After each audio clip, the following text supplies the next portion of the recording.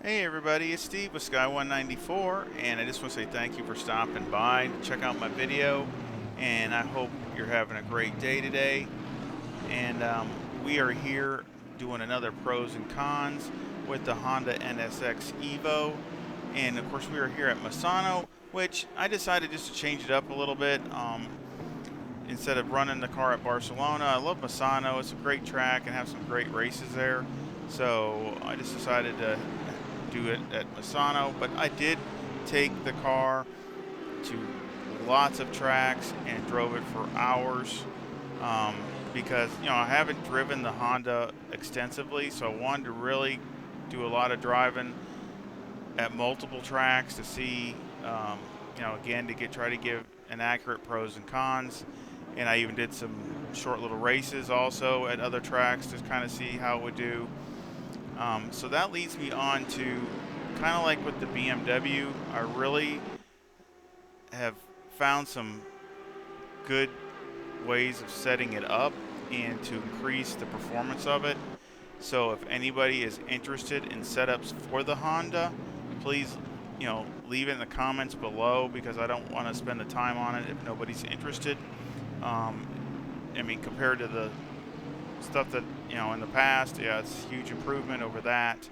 And most of the setups I have it for the other tracks, I've got them at maybe 70-80%, and if the car's running decent, and definitely an improvement upon what I've had in the past.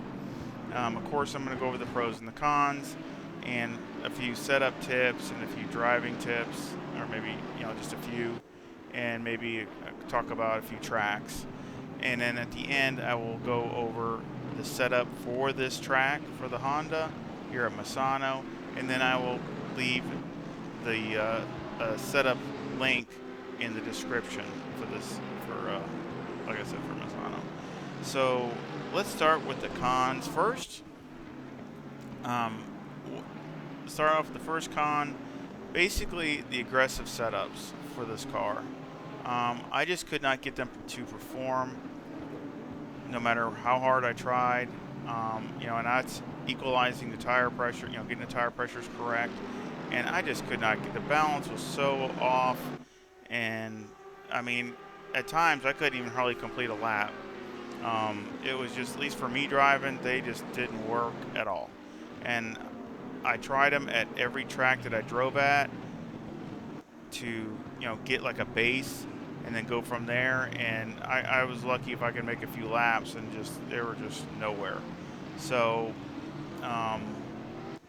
it's kind of, and of course I call that a con because, as a beginner, if you just jump in and you just love the Honda and you want to drive it, if you throw the aggressive on there, most likely you're going to be disappointed because it's just not going to work right. And it's going to fight you, and the times are going to be terrible. So, and again, if you're not sure on how to set it up, then you're kind of stuck because you got aggressive setups that really don't work that well. So that's definitely a big con. The car is not balanced real well. So obviously the production car has electric motors in the front, and of course the GT3 car does not have that. So I think it throws the balance of the car off. So it takes a unique setup to get the balance back to where it's decent again. And I had to set this car up unlike any other mid-engine car. And I will go over some of that in the setup tips. But it's definitely unique. And I give props to ACC about basically having the car that way, just like the factory, just like the real car, modeling it like that way. I think it's really awesome. Another con is the car has, since it has the littlest displacement engine in the class. I think it's a 3.5 liter V6, and so it just doesn't have the torque.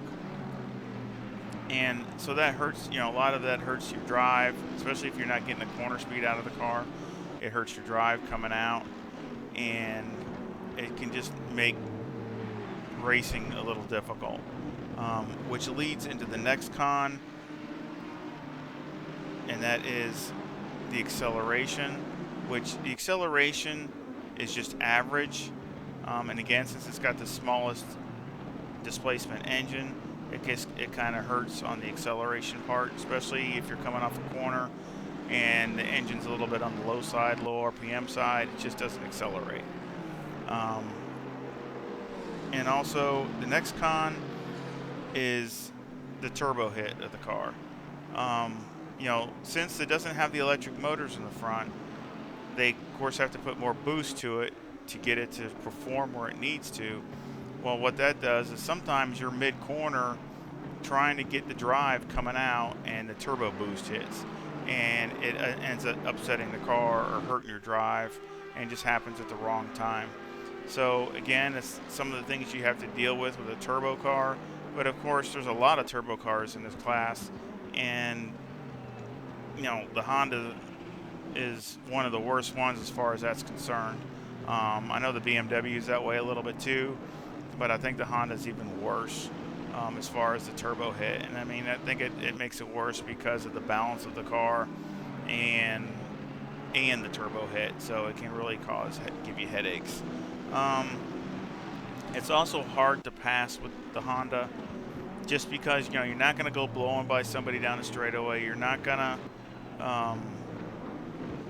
you know, just do an easy pass like that. You really, most likely, you're going to have to set them up, have strategy as far as what's their weak spot, what's your strong spot, those kinds of things, and then, you know, try to complete the pass.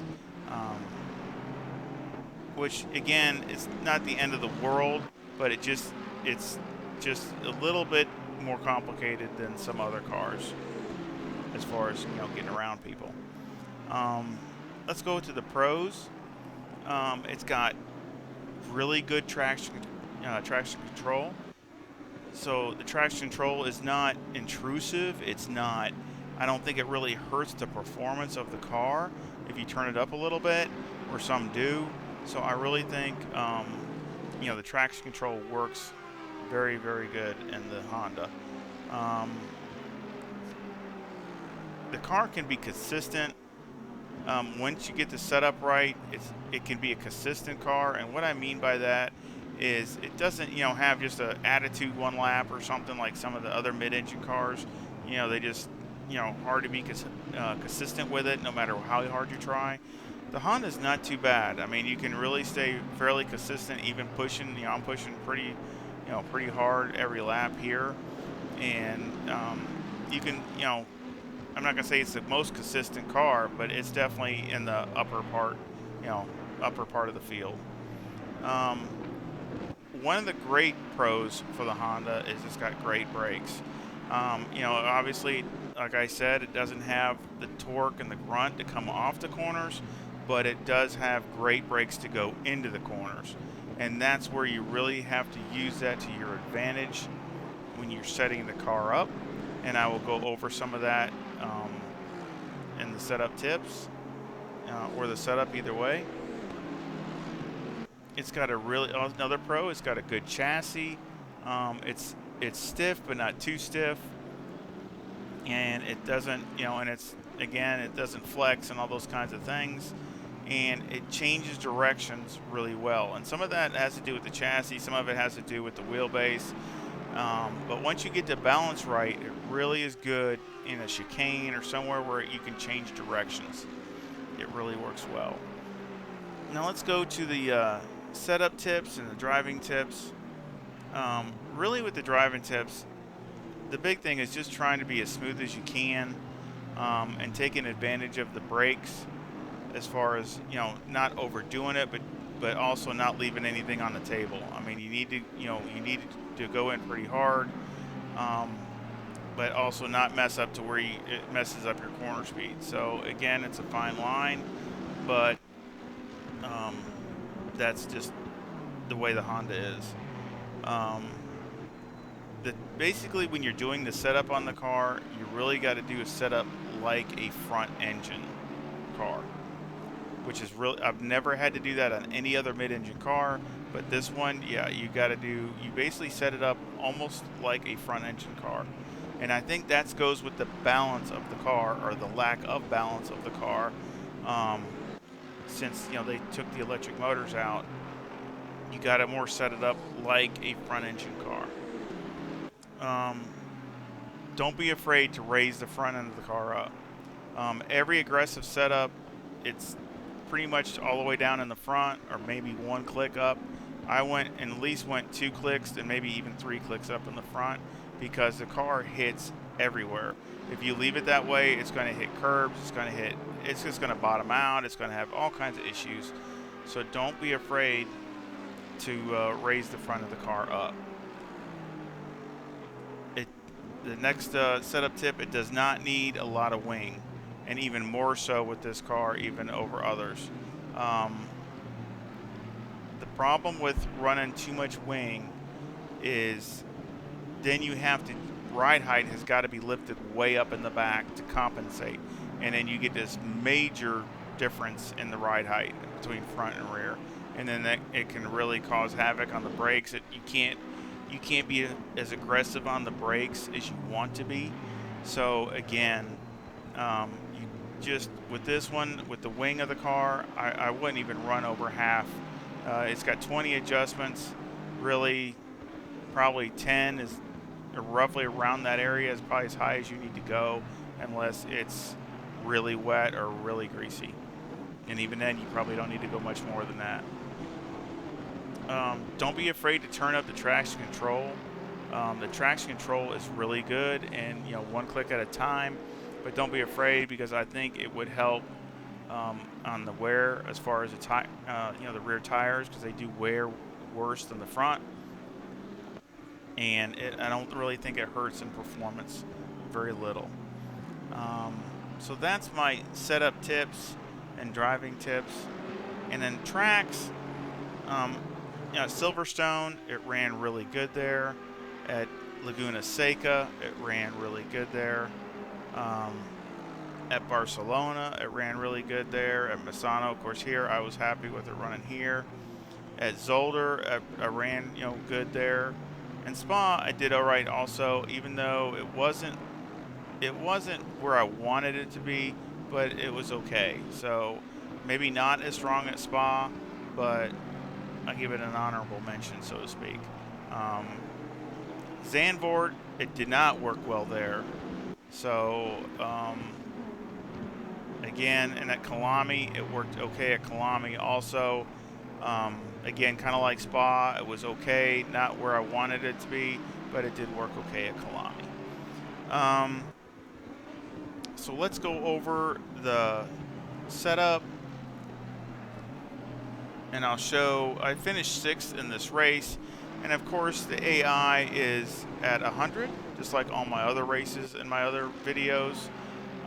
So the AI is maxed out. I started 10th, and I ended up 6th. So I was happy with that, and I was gaining slowly on this Aston Martin here in front of me, just a little slowly. So I don't know what would happen if it was a really long race, but again, I was really happy with how the car performed. So let's go over the setup.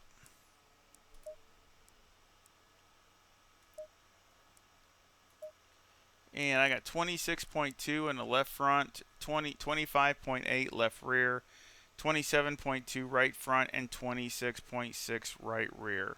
The toe is negative 0.1 with the camber at negative 3.6. The caster on the front is 13.2, and on the rear, the toe is 0.15 with the camber at negative 2.8. And of course, all those were drastically changed over aggressive. Everything in here was drastically changed over the aggressive setup. Electronics was 3, 4, and 3. Fuel, I had 45 liters for this race, but I just have it at 65. I did all my testing with 65 liters, and the number 1 brake pad.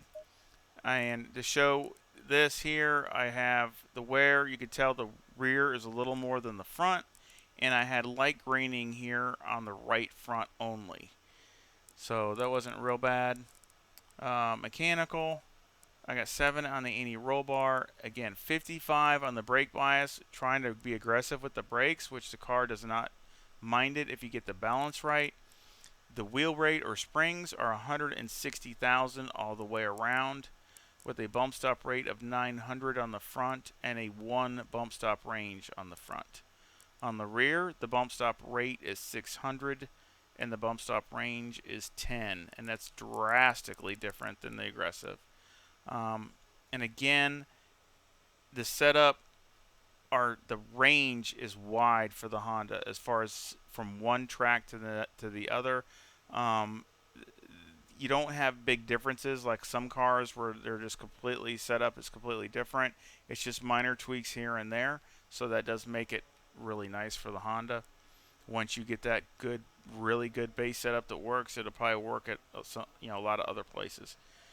Any roll bar is 6 for the rear with a 90 preload. The shocks on the front are 17, 13, 22, and 20. And on the rear, 15, 13, 20, and 19. The aero is 57 on the front, which I'd raised, I think, 2. And on the ride height on the rear is 72. So you can see that if you look at some of my other videos with front engine setups, like for the, like the AMG or any of them really. I mean, the Nissan or the Lexus or any of them. Usually they have more aggressive ride heights in the rear, and none of my mid-engine cars are that way. I mean, look at the Ferrari that I just did. It was either level or just barely raised up. And this one is completely different, and it's just because of that balance, the balance of the car. It has to have it. But this is why I was talking about less wing. And that's, if you raise this wing up, if you go up 10, 12, 14, well, you're going to have to skyrocket this ride height to keep the balance where it needs to be. And then you got the rear jacked up so high that it hurts your braking performance. So you want to keep it, you have to raise the ride height in the rear to get the balance right, but you only want to do it as much as you have to do it. So that means to get the car to rotate the way it needs to, you can only put in so much wing. And really, like I said, and I'll say it again, you really don't need more than probably, this will go to 20 adjustments on the rear wing, 20 clicks. Really, probably roughly 10, around halfway, is probably as much as you'll ever need for the Honda. Maybe if it's raining, real bad weather, or greasy, maybe a little more than that. But other than that, you'll never need any track, no matter if it's a short track. Matter of fact, at Monza, I ran no wing. I ran it at Monza, and it did okay at Monza too. So I should say it did all right at Monza. So that's another track that I could say it did good at, was Monza. But I had no wing there, kind of like the Aston Martin, absolutely none. So you just want to run very little wing in this car. Corsa brake ducts are 3 and 3, and also every track I went to with the front aero variation, it was always between 3 to 4 to the positive. It was always in that range for the car to work right. Sometimes, usually more like 3.5 to higher threes, it seemed like, but sometimes it was down a little bit lower at some places. So that is the setup, and of course I will again put this in the description, and also the timetables just really quick. My fast lap was a 134.5, so that's not bad for me, not really. And I had a lot of other 134.8s and 9s and low 35s and 35.0, and so really, I was really happy with the car performance-wise. I mean, that's a pretty big gain over what my older setup was for the car, and it felt way more racy and more stable and consistent, just all the way around. It was just an improvement all the way around.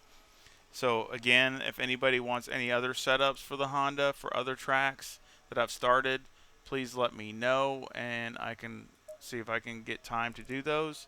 So I sure hope you enjoyed the video. Please help with the channel. Give me a thumbs up and share the video if you could to help grow the channel. And I know there's a lot of people that watch the videos that haven't subscribed. Please subscribe. It really would help support the channel. And also hit the bell to so you're notified of any other videos that come out. And I can't wait for that new DLC coming out. So I hope you check out some of the videos middle of the week or later in the week that I'll see if I can do some testing on those, and also the new track that comes out of Mola, and hopefully you'll come back and visit really soon. So y'all take care. See ya.